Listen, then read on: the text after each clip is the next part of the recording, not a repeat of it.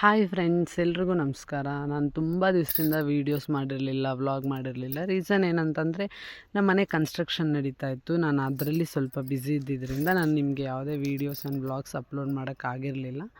After a long time ನಿಮ್ಮ ಜೊತೆ ನಾನೊಂದು ವೀಡಿಯೋ ಶೇರ್ ಮಾಡ್ತಾಯಿದ್ದೀನಿ. ಅದೇನು ಅಂತಂದರೆ ನಮ್ಮ ಮನೆ ದೇವರಾದಂಥ ಕಾಲಭೈರವೇಶ್ವರ ಸ್ವಾಮಿ ದೇವಸ್ಥಾನ ಆದಿಚುಂಚನಗಿರಿಗೆ ನಾವು ರೀಸೆಂಟಾಗಿ ಹೋಗಿದ್ವಿ.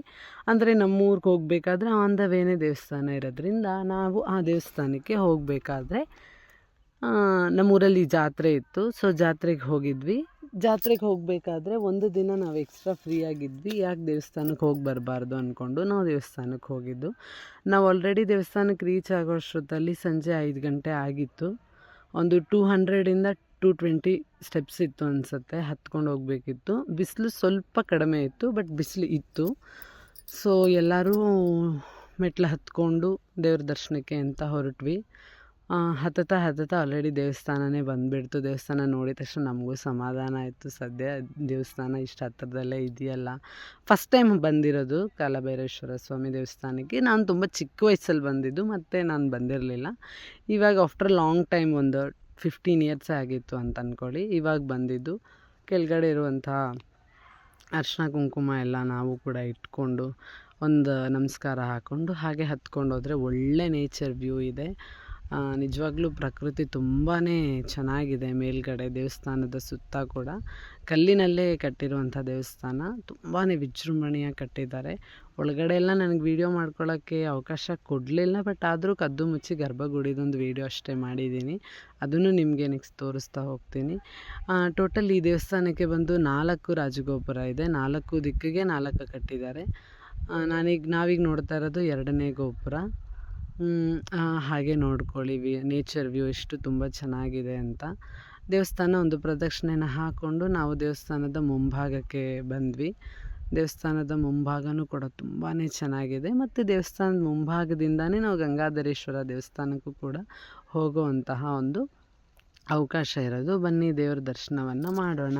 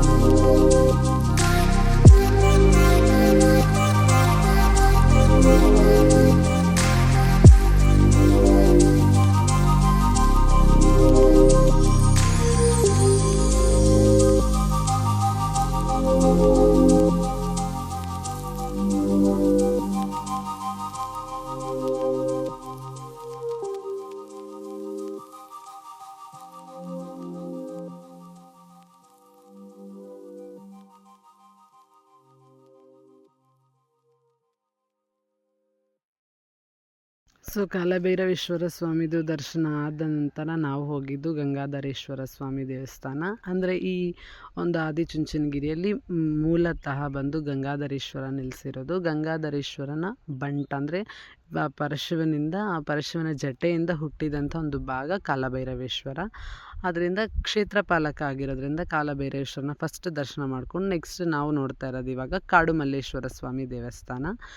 ಇಲ್ಲಿ ಟೋಟಲ್ ಬಂದು 5 ಲಿಂಗಗಳಿದೆ. ಕಾಡು ಮಲ್ಲೇಶ್ವರ ಸ್ವಾಮಿ ದೇವಸ್ಥಾನ, ಗಂಗಾಧರೇಶ್ವರ, ಕತ್ತಲೆ ಸೋಮೇಶ್ವರ ಮತ್ತು ಹಾಗೆ ಇನ್ನೂ 2 ಲಿಂಗಗಳಿದೆ. ಅಂದರೆ ಈ 5 ಲಿಂಗಗಳೆಲ್ಲ ಯಾಕೆ ಇಲ್ಲಿ ಪ್ರತಿಷ್ಠಾಪನೆ ಆಯಿತು ಅಂದರೆ ಕಾಲಭೈರವೇಶ್ವರ ಯಾಕೆ ಹುಟ್ಟಿದ, ಚುಂಚ ಅನ್ನೋ ರಾಕ್ಷಸನ ಮರ್ದನ ಆದ ನಂತರ ಅವನ ಸಾಯಿಸಿದ ನಂತರ ಕಾಲಭೈರವೇಶ್ವರ ನಾನು ಕೈಲಾಸಕ್ಕೆ ಬರ್ತೀನಿ ಅಂತ ಹೇಳಿದಾಗ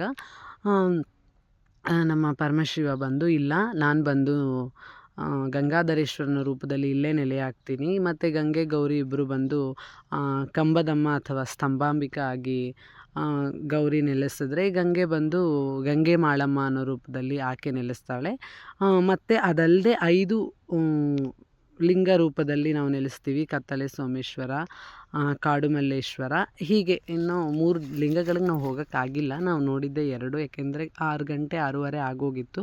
ಅದಾದ ನಂತರ ಬೆಟ್ಟನ ಹತ್ತಕ್ಕೆ ಅವಕಾಶ ಇಲ್ಲದೆ ಇರೋದ್ರಿಂದ ನಾವು ಅಲ್ಲಿಗೆ ಹೋಗೋಕ್ಕಾಗಲಿಲ್ಲ. ನಾವು ಕಾಡು ಮಲ್ಲೇಶ್ವರ ಮತ್ತು ಗಂಗಾಧರೇಶ್ವರ 2ನೇ ದರ್ಶನ ಮಾಡ್ಕೊಂಡಿದ್ದು.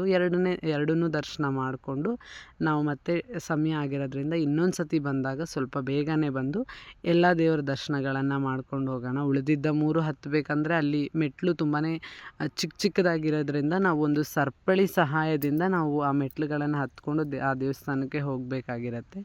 ಅದಕ್ಕೆ ಯಾಕೆ ಇಷ್ಟೊತ್ತಲ್ಲಿ ರಿಸ್ಕ್ ತಗೋಬೇಕು, ಬೇಡ, ನಾವು ಇನ್ನೊಂದು ಸತಿ ಬಂದಾಗ ಆ ಉಳಿದು 3 ದೇವರ ದರ್ಶನನ ಮಾಡೋಣ ಅಂತ ನಾವು ಅದು 2 ಲಿಂಗಗಳನ್ನು ದರ್ಶನ ಮಾಡಿಕೊಂಡು ಮತ್ತೆ ನಾವು ಕೆಳಗಡೆ ಇಳಿದ್ಕೊಂಡು ಬಂದ್ವಿ. ಕೆಳಗಡೆ ಇಳ್ಕೊಂಡ್ಬಂದು ಅಲ್ಲಿ ಒಂದು ಸನ್ಸೆಟ್ ವ್ಯೂ ಇತ್ತು. ಗೋಪುರದ ಪಕ್ಕದಲ್ಲೇ ಸನ್ಸೆಟ್ ಆಗುತ್ತೆ. ತುಂಬಾ ಚೆನ್ನಾಗಿತ್ತು ಆ ವ್ಯೂ, ನೀವು ಕೂಡ ನೋಡಿದ್ರಿ. ಅದನ್ನು ನೋಡಿಕೊಂಡು ನಾವು ಮತ್ತೆ ನಮ್ಮ ಮನೆ ಕಡೆಗೆ ನಮ್ಮ ಪ್ರಯಾಣವನ್ನು ಶುರು ಮಾಡಿದ್ವಿ. ಮನೆ ರೀಚ್ ಆದ್ವಿ. ಹೀಗಿತ್ತು ನಮ್ಮ ಇವತ್ತಿನ ವ್ಲಾಗ್.